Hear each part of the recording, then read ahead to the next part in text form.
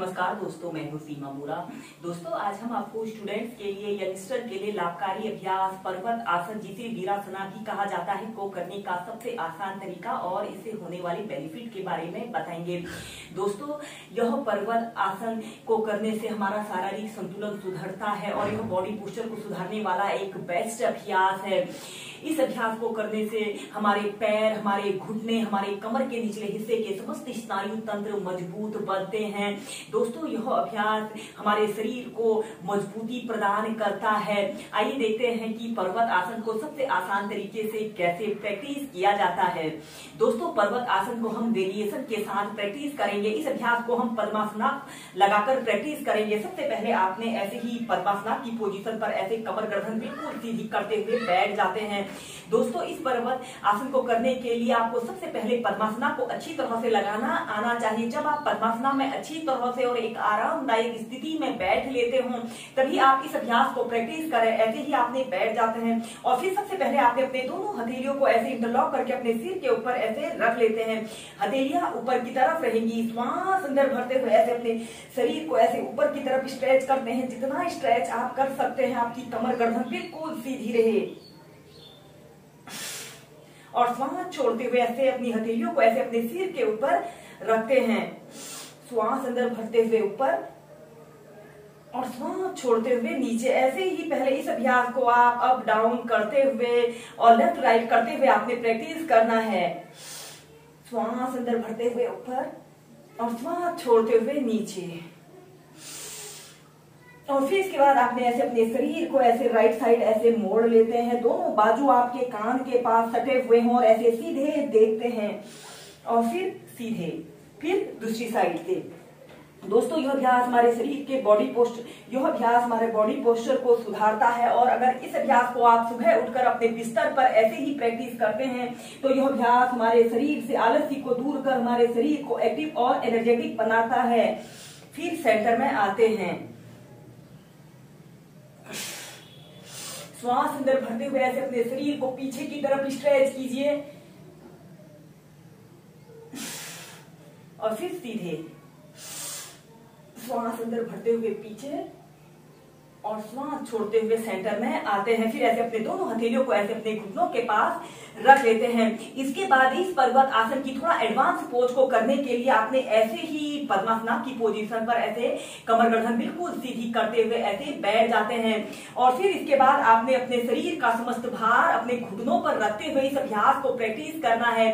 दोस्तों, इस अभ्यास को करने से हमारे घुटने बहुत मजबूत बनते हैं। आपके घुटने 100 वर्षों तक बिल्कुल स्वस्थ रहते हैं। अगर आपके घुटनों में दर्द है या सूजन की समस्या है, तो आप इस पर्वत आसन की इस एडवांस पोज को प्रैक्टिस ना करें।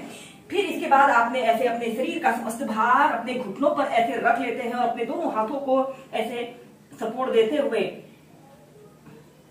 ऐसे किसी एक वस्तु पर अपने ध्यान को केंद्रित करते हुए ऐसे अपने दोनों हाथों को प्रणाम मुद्रा बनाने की कोशिश करते हैं। एक वस्तु पर अपने ध्यान को केंद्रित करते हुए ऐसे अपने दोनों हाथों को ऐसे अपने छाती के मध्य लाकर ऐसे प्रणाम मुद्रा बना लेते हैं। दोस्तों, यह अभ्यास हमारे बॉडी पोस्चर को सुधारता है और यह बॉडी फ्रेम को बैलेंस रखता है।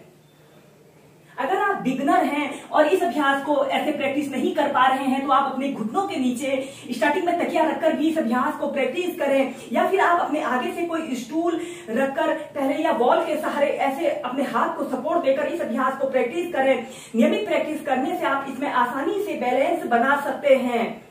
दोस्तों, स्टूडेंट्स और यंगस्टर में इतनी फ्लेक्सिबिलिटी और स्ट्रेंथ होनी चाहिए कि वह इस पर्वत आसन को प्रैक्टिस कर सकें। इस अभ्यास को करने से हमारे घुटने 100 वर्षों तक बिल्कुल स्वस्थ रहेंगे।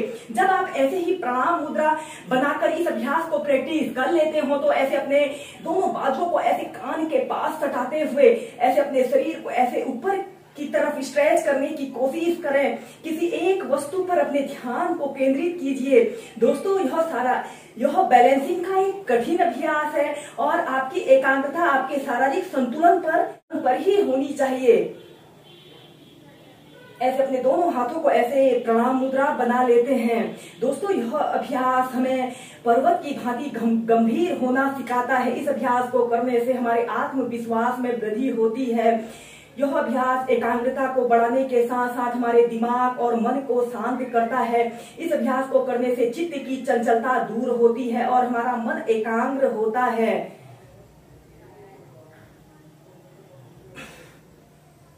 और फिर ऐसे अपने दोनों हाथों को ऐसे प्रणाम मुद्रा बनाकर और फिर धीरे धीरे ऐसे जाते हैं। ऐसे ही इस अभ्यास को आप स्टार्टिंग में एक बार ही प्रैक्टिस करें और पहले इसे आप 30 सेकंड होल्ड करके प्रैक्टिस करें, फिर इसका अभ्यास क्रम बढ़ाकर आप 2 मिनट तक प्रैक्टिस कर सकते हैं। इस अभ्यास को एक बार हम पीछे से करके आपको दिखाएंगे। ऐसे ही आपने पद्मासना की पोजीशन पर ऐसे कमर गर्दन बिल्कुल सीधी करते हुए ऐसे बैठ जाते हैं और फिर इसके बाद आपने ऐसे अपने शरीर का समस्त भार अपने घुटनों बाद ऐसे आपने अपने शरीर का समस्त भार अपने घुटनों पर ऐसे रखते हुए अपने दोनों हाथों को ऐसे प्रणाम मुद्रा बना लेते हैं और ऐसे सीधे देखते हैं। अपने दोनों हाथों को ऐसे अपने बाजुओं को ऐसे कान के पास सटाते हुए अपने शरीर ऊपर की तरफ स्ट्रेच करें, जितना स्ट्रेच आप कर सकते हैं। 30 सेकंड ऐसे ही होल्ड करके रखें या फिर अपने दोनों हाथों को ऐसे प्रणाम मुद्रा बना लीजिए।